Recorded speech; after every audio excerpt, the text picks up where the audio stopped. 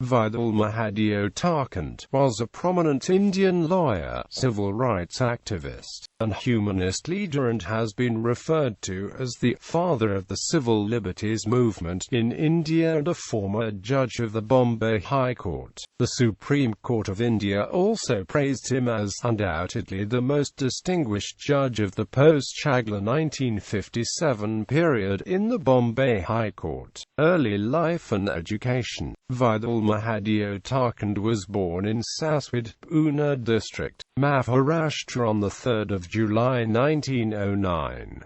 He was the second of the 5 children of Mahadeo Rajaram Tarkunde, a popular lawyer and social reformer at Saswad, then headquarters of Puranda Taluka adjoining Pune.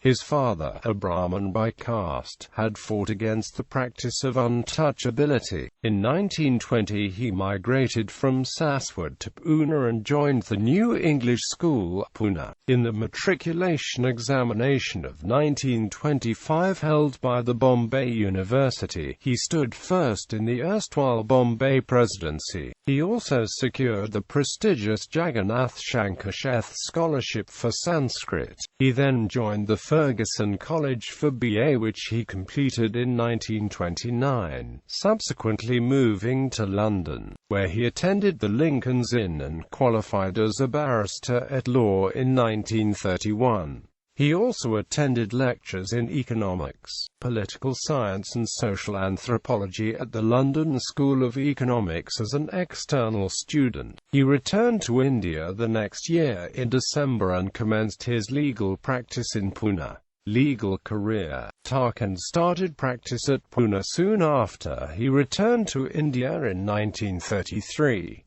He continued that till 1942, when he gave up his practice to become a full-time member of the Radical Democratic Party. He resumed his legal practice in the Bombay High Court in 1948 after independence and was elevated to the bench as a judge of the Bombay High Court. In September 1957, he stepped down voluntarily as judge of the Bombay High Court in 1969 and set up practice in the Supreme Court of India, where he continued till his resignation in 1977 at the age of 68. He was chiefly concerned with public interest litigations and constitutional cases, most of which he conducted with little or no fees. Activism. In 1933, he joined the Congress Socialist Party and the Indian National Congress, but later left the CSP disillusioned with the vote against Subhas Chandra Bose in the January 1939 Tripura Congress.